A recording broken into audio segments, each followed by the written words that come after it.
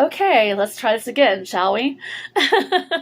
um, Apparently, I had to go in and delete some things from my phone that I forgot I had. Pictures I had taken for our fundraiser this past weekend, along with other videos.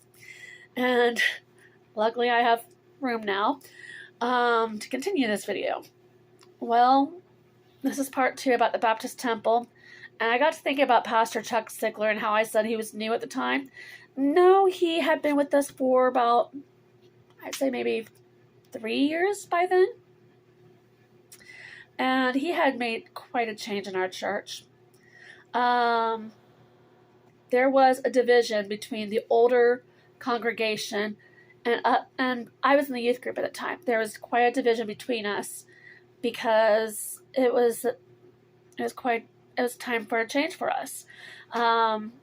We started wearing jeans and nice t-shirts and everything, like teenagers do. Well, the older congregation didn't like that. They believed in wearing skirts or very, very, how do I say this? Straight and narrow clothes. I can't really figure out how to say that, so I'm sorry.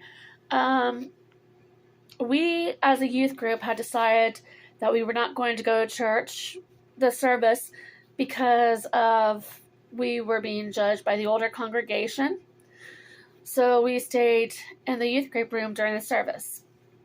Well, Pastor Sigler one Sunday came in and talked to us, wondering why we didn't come to service. And we told them what was going on, how we were being judged by the older folk, how they didn't like us wearing our jeans and stuff. Well, he told us to come for one service. We came in, and he said it doesn't really matter what you wear at church. What matters is that you come, that you believe in what is being said. Well, that kind of changed a lot of perspectives in our church.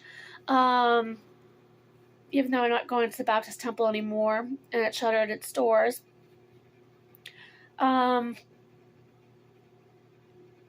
But yeah, as I stated, when my mother committed suicide and those ladies talked about her like she went to hell instead of heaven because of what she did, you gotta think about it from the people's perspectives. Were they in a good place in their minds? Maybe they were having problems with their family, jobs. Maybe they were being abused. Maybe they had mental health issues. I know with being with Ford County Counseling, now it's called 4C Health, and Stepping Stones Clubhouse, all these years has really opened my eyes and my mind to what it's like to be a person with mental illness. And you gotta really open up your mind about these. Now with Misty, like I said, when she came home, the church did do things for her. They helped pay her first month of rent, I believe, when she got her new place. Not in Marion, but here in Logansport.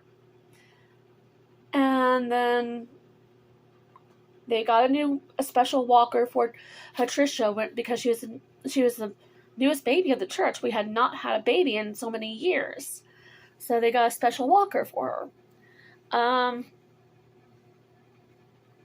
They did check in on us. My mom committed suicide. Now, why did they check on her when she was in the Air Force? Well, one thing is, maybe they didn't have her address. Maybe they didn't have her phone number. So how could they check on her when she lived clear across the country and they had none of these things to contact her? And when she moved to Marion, they didn't know about it. A lot of them didn't know about it. And once again, no address, no phone number. How could they check on her if they didn't know where she was?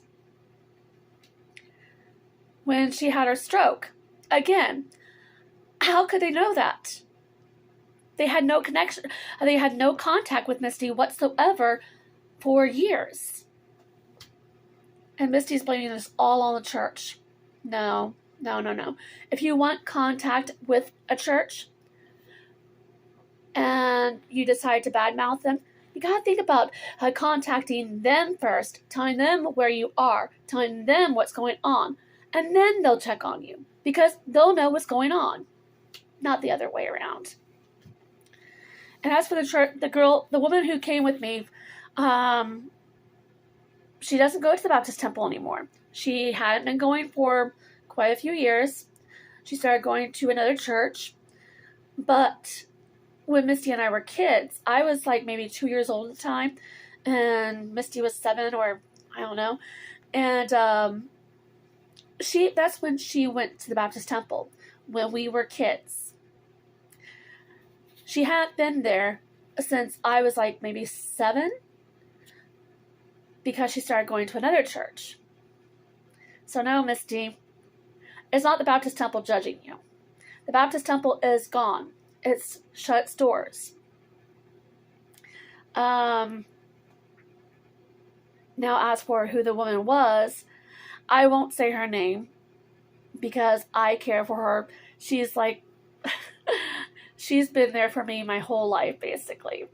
I was in a children's choir with 3 of her kids, and she's been one of the most awesome women in my life. Her kids are pretty awesome too. There were a couple that I didn't see quite eye to eye with, but there were a couple that I got along with. I acted with one of them in the Civic Players. I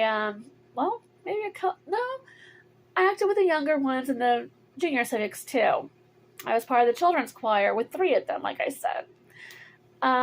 Maybe 4 of them. I don't know if she came along while we were still in children's choir or not. That just tells you how old I am. But yeah, it's just, I know I said I would quit making these videos about my sister, but I just felt the need to get the truth out there. To say that it's not the church that is judging her. It is not the people at the church that's judging her. The church is no longer there. It had to shut its doors because they didn't have a newer congregation, and their congregation was dwindling. So, they had to shut their doors like close to a year ago, which is really sad. But the church is still open. It's just another church, and part of the old congregation from the Baptist temple is still going there. So it's not really gone. It's just different.